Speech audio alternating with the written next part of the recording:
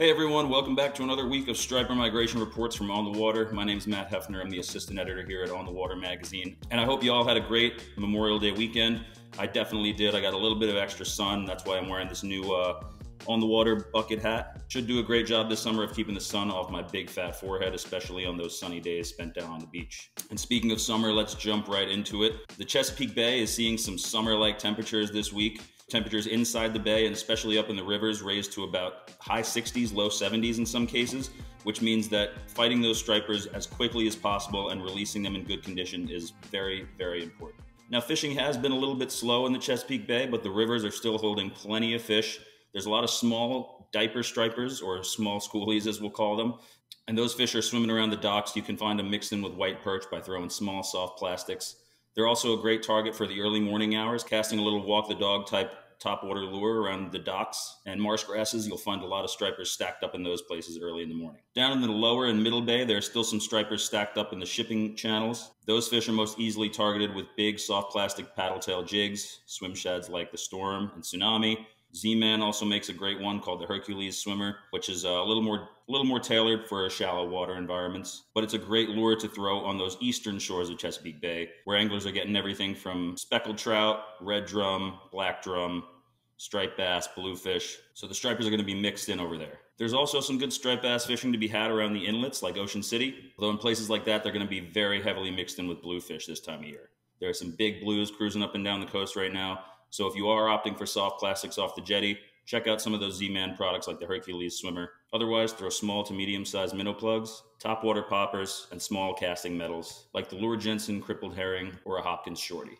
Now, a little bit further up the coast in the Delaware Bay area in southern New Jersey, the fishing has cooled down for striped bass as the water temperatures have heated up a little bit. Smaller striped bass in the low 20-inch range and the high teen range are being found on the flats and the backwaters, as well as some of those deeper channels, especially around the bridges.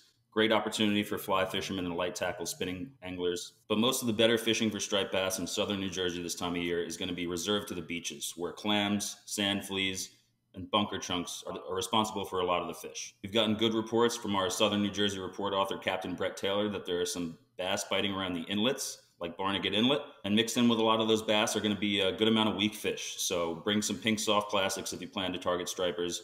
Pink and white generally will catch both of them. And don't be surprised if you have a couple tails gnawed off because of the bluefish. A lot of the fish out front and in the inlets are going to be a little bit bigger than the ones in the back, probably pushing the mid 20-inch range to the mid 30-inch range. But there could still be a few stragglers around leaving the Delaware, ready to make someone's day on the open beach. Northern New Jersey is still seeing some very large fish in the 30-pound class, with some of those fish being up to 50 inches. And most of that action is reserved to the bunker pods that have slowly started to trickle in just off the beaches of northern New Jersey. However, just like southern New Jersey, the backwaters are still alive and well, only there's such an abundance of new target species that a lot of that pressure has come off those backwater stripers for other species like fluke, weakfish, and bluefish. The channel edges are the best bet for targeting stripers in the backwater, although just like southern New Jersey, you might find some stripers cruising on the flats early in the morning, where throwing crab flies and small minnow flies is going to be your best bet. Another great way to rile up some of those early morning stripers in the warm water is to throw a walk the dog style topwater along those marsh grasses, just like you would in southern New Jersey or down the Chesapeake this time of year. But as those water temperatures continue to climb, that action is going to really change and shift to moving out front towards the beaches. Clams have been the hot bait for surf casters fishing from the beach looking to soak some baits. However, if soaking clams isn't your thing, big minnow plugs and metal lip swimmers have a place in surf casters' tackle boxes still, and especially with those big pods of bunker around, they could be moving in and out of the inlets at night. That's a great opportunity to hook into some bigger bass. Now, around the mouth of the Hudson, like Raritan Bay, as well as on the western end of Long Island, we're going to find much of that same bunker pod action as we're seeing in northern New Jersey. Again, those big minnow plugs and metal lip swimmers are going to be essentials for the surfcaster's plug bag. Make sure to boost that leader up to about 50-pound test because there are plenty of bluefish around. And mixed in with those gator blues, there are plenty of bass in the 30 to 40-pound range. Now, in the backwaters of western and central Long Island, anglers are still finding plenty of slot fish, although they have mostly been reserved to the deeper channels connecting different parts of the bay. And just like on the South Shore, the North Shore of Long Island is seeing a big push of bunker as well, but with those bunker are still a lot of bluefish. So boosting your leader strength is a must this time of year. You could use wire leader, but it will mess with your presentation a little bit. I recommend 50 to 60-pound fluorocarbon if you want the best shot of keeping your fish hooked and presenting your lure as naturally as possible. As we move east on Long Island, surf casters using bait and bucktails are finding a lot of fish close to shore in the wash. It's also a great opportunity for fly fishermen, as a lot of these fish aren't going to be bigger than the slot size. But for the boat crowd, if you can find those bunker pods a mile or so offshore, sometimes even closer, and troll around them or drop flutter spoons, your odds of hooking up with a big one of 30 pounds or more are pretty high. After a slow week, the bite has picked up a little bit in Montauk. There are some larger fish moving around the point, and with this June full moon coming up on, I think it's Saturday, it's going to be a great weekend to get out there, especially in the sloppy conditions that we're looking at. And right now, a lot of those larger bass are actually staging in the rips off of North Fork of Long Island and in the Long Island Sound, which brings us up to Connecticut. That excellent western Long Island Sound fishing that we saw the past couple weeks, especially with the arrival of those big bunker schools, has actually moved a little bit east in the Sound, and now there are 30-pound bass that have inundated the entire Sound.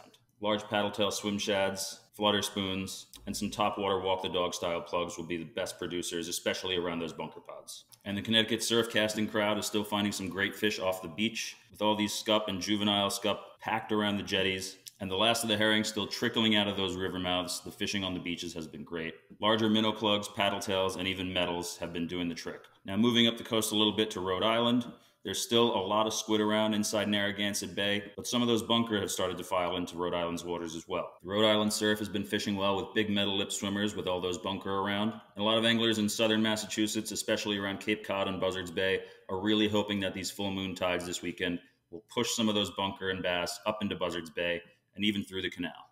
On the south side of Cape Cod, the best fishing right now is in the rips, where fish up to 40 inches are chasing squid and topwater plugs. But this time of year, every year, the bluefish tend to crash the party a little bit. So again, make sure you boost that leader strength if you're planning to fish some topwater plugs in the rips. A lot of the action in the estuaries is still there, although those fish have been not much bigger than 28 inches at the very most. And they're feeding on all sorts of different stuff, from spearing to grass shrimp to mud minnows. So it's been a bit of a trickier bite to figure out. Meanwhile, the fishing in the Cape Cod Canal has slowed drastically since the past week or two. But like I said, with that full moon coming and the breaking tides lining up with sunrise, the fishing in the canal this weekend should be fantastic, even with the heavy rain forecasted and those northeast winds. And speaking of northeast winds, this might make it a great weekend to fish in Cape Cod Bay, especially for surf casters.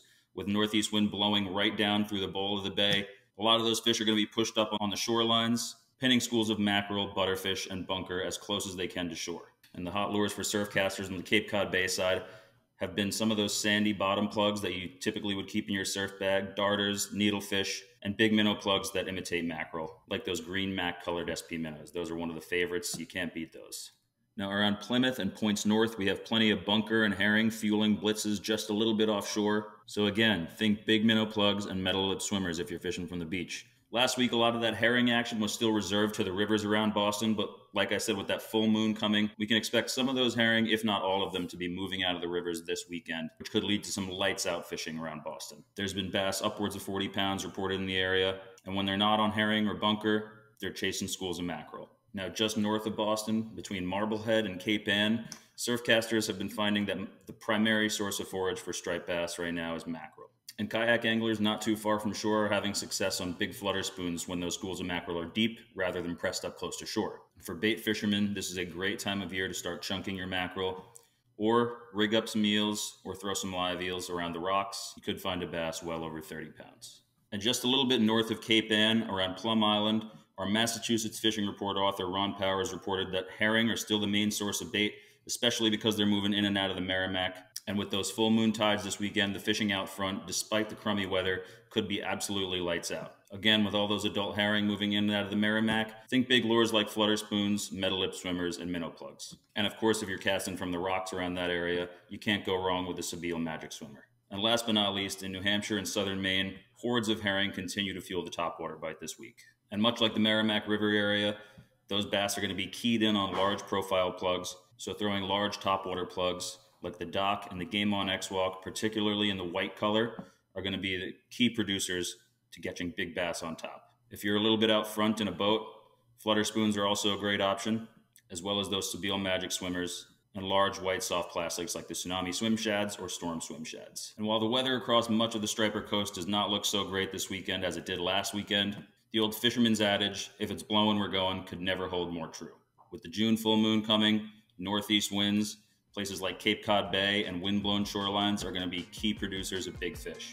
It just might take some braving of the conditions to get onto them. Bundle up this weekend, stay dry, and if the sun does come out in your area, check out one of these new On the Waters bucket hats. And last but not least, if you haven't signed up for Striper Cup, I definitely recommend doing it. We're doing tons of different giveaways, weekly prize drawings for photo submissions, and it's just a great way to enjoy striped bass fishing and promote the catch and release of our favorite fish. Thanks for watching another Striper Migration Report with On the Water.